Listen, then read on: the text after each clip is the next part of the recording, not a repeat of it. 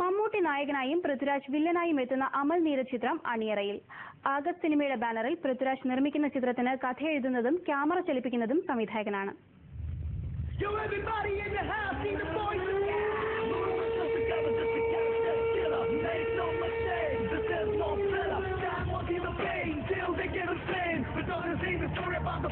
Big ബിയിലെ ബിലാൽ അഹമ്മദ് മലയാളി പ്രേക്ഷകന് സമ്മാനിച്ചത് പ്രേമുകൾ കഥ പറയുന്ന പുതിയ ശൈലിയാണ്. ബിഗ് ബി, സാഗർ ഏലിയാസ് ജാക്കി, അൻവർ എന്നീ ചിത്രങ്ങൾക്ക് ശേഷം അമൽ നീരദ് സംവിധാനം ചെയ്യുന്ന ചിത്രം ചരിത്ര പശ്ചാത്തലത്തിലാണ്. എന്നാൽ ചരിത്ര കഥയല്ല സിനിമ പങ്കുവയ്ക്കുന്നത്. മമ്മൂട്ടി നായക വേഷത്തിലെത്തുമ്പോൾ പൃഥ്വിരാജ് വില്ലനാകുന്നു എന്നത് തന്നെയാണ് സിനിമയുടെ ഏറ്റവും പ്രധാന പ്രത്യേകത. പൃഥ്വിരാജ്, ഷാജി നടേശൻ, സന്തോഷ് ശിവൻ എന്നിവർ ചേർന്ന് നിർമ്മിക്കുന്ന ചിത്രത്തിൽ ബോളിവുഡ്, തമിഴ് താരങ്ങളുടെ സാന്നിധ്യമുണ്ടാകും.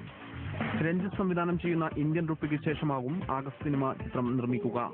സാഗർ ഏലിയാസ് ജാക്കിക്ക് ശേഷം സംവിധാനവും ക്യാമറയും അമൽ നീരദ് കൈകാര്യം ചെയ്യുന്നു എന്നതും ചിത്രത്തെ ശ്രദ്ധേയമാക്കുന്നു.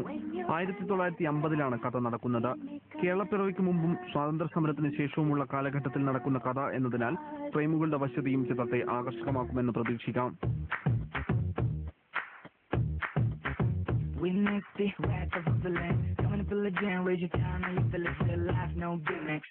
Cause your life take down in a second of a minute, not listen.